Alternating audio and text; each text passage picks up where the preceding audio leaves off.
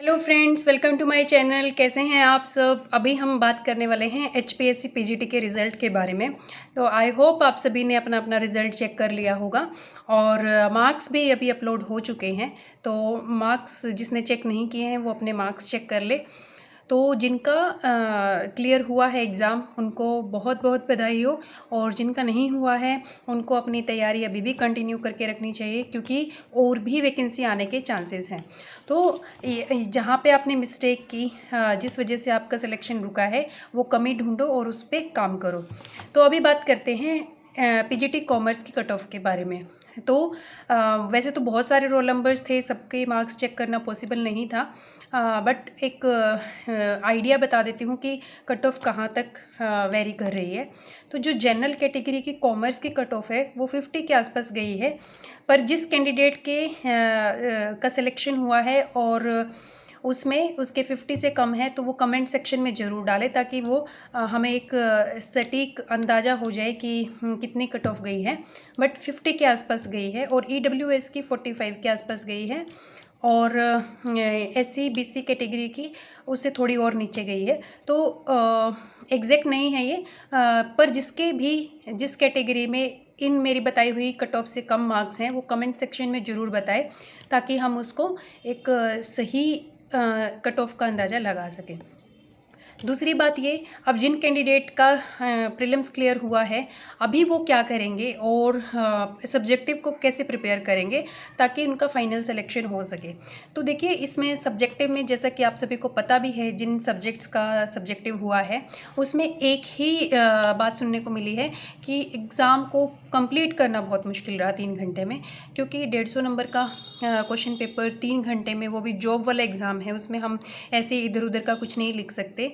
To the point चीज़ें होनी चाहिए, टाइम पे पेपर कंप्लीट होना चाहिए, और जितने क्वेश्चन मतलब 18 में से 15, उसमें से कौन से हमें आते हैं, कौन से नहीं आते, कौन से पॉइंट्स लिखने हैं, बहुत सारी बातें होती हैं।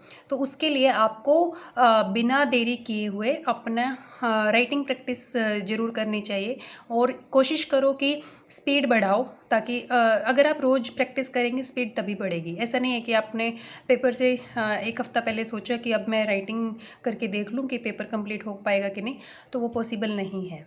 तो आपके पास एक अपॉर्चुनिटी है पहले वाले सब्जेक्ट्स से सबक लेके अपने पेपर में अच्छा परफॉर्म करने की, क्योंकि उनके पास तो ये भी आइडिया नहीं था कि पेपर कैसा आएगा और कंप्लीट होगा कि नहीं।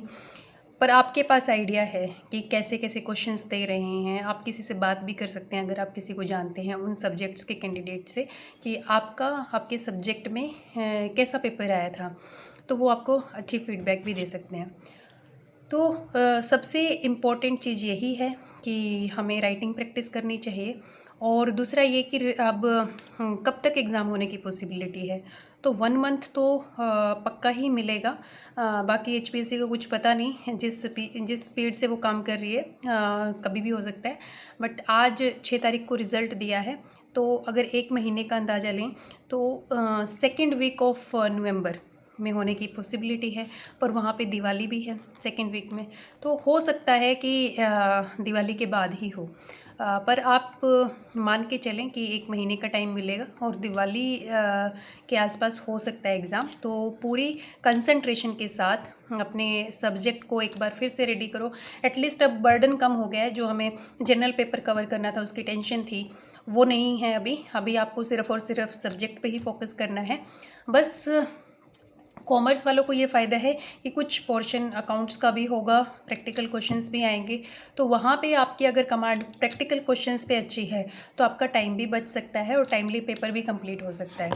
तो बाकी अगर कोई डाउट है, और राइटिंग प्रैक्टिस के लिए अगर हम कोई कॉमन प्लेटफॉर्म को रेडी करने का सोचें, तो वो भी हम कर सकते हैं। आप भी कमेंट सेक्शन में आप वो मुझे बता दीजिएगा।